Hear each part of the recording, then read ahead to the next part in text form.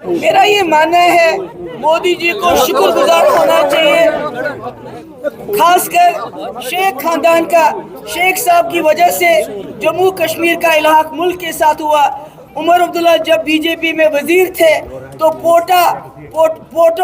بننے سے پہلے یہاں لاگو کیا گیا، شاتو اس میں بین ہوگی، اور خاص کر بی جے پی عمر صاحب کو پوری دنیا میں گھماتی رہی یہ کہنے کے لیے جموں کشمیر کوئی مسئلہ نہیں ہے، یہ دہشت گردی کا مسئلہ ہے، پاکستان کے اوپر حملہ کر کے یہ حل ہونا چاہیے۔ مجھے لگتا ہے بی جے پی کو شکر گزار ہونا چاہیے شیخ خاندان کا کہ شیخ صاحب یہ عمر صاحب نے ان کا ایجنڈا یہاں پر امپلیمنٹ کیا جب وہ وزیر تھے۔ جہاں تک محبوبہ مفتی اور پی ڈی پی کا سوال ہے، مفتی خاندان کا سوال ہے،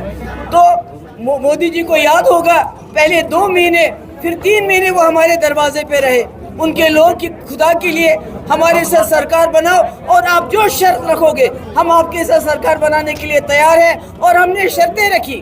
370 کے ساتھ چھیڑ چھاڑ نہیں کرنا، اور راستے کھولنا ہے، ایسپا ختم کرنا، پاکستان سے بات کرنا، حریت کے ساتھ بات کرنا، جس کے لیے ہم نے وہاں سے بہت بڑا ڈیلیگیشن بھیجا،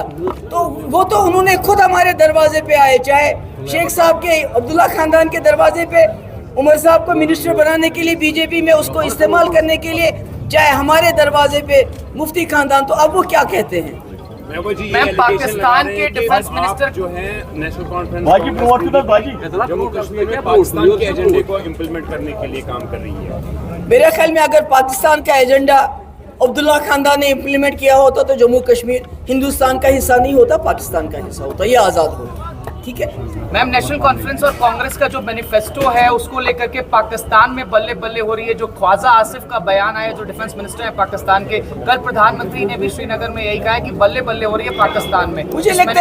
لگتا ہے بی جے پی ہر محاذ پہ ناکام ہو گئی ہے۔ انہوں نے کہا تھا ہم ہر سال 2 کروڑ نوکریاں دیں گے، 10 سال میں 20 کروڑ نوکریاں بنتی ہیں۔ ہندو مسلم کرنے کے بعد، لوگوں مسلمانوں کو لنچ کرنے کے بعد، مسجدیں توڑنے کے بعد اب ان کو پاکستان یاد آ رہا ہے، تو یہ تو صرف ان کا اپنا فیلئر چھپانے کے لیے الٹی سیدھی باتیں کرتے رہتے ہیں۔